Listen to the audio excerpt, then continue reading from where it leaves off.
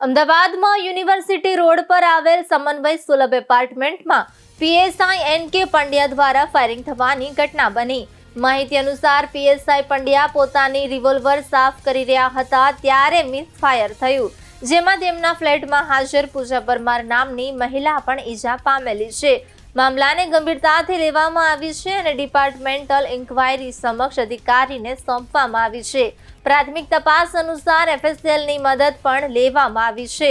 Service revolver અને footage કાર્તુજ કબજે કર્યા છે। પીએસઆઈ પંડ્યા યુનિવર્સિટી પોલીસ સ્ટેશનમાં 22-23 બેન્ચના ડાયરેક્ટર તરીકે વર્ષોથી ફરજ બજાવતા આવ્યા છે અને છેલ્લા 15 દિવસથી સાયબર ક્રાઇમ વિભાગમાં ફરજ બજાવતા હતા। બે પક્ષીઓ વચ્ચે શું સંબંધ છે તેની તપાસ પણ ચાલી રહી છે। યુનિવર્સિટી પોલીસ સ્ટેશનમાં જાણવાજોગ દાખલ કરવામાં આવી છે અને પોલીસે આગળની કાર્યવાહી શરૂ કરી છે। યુનિવર્સિટી પોલીસ સ્ટેશન વિસ્તારમાં ગઈકાલે રાત્રિના સમય દરમિયાન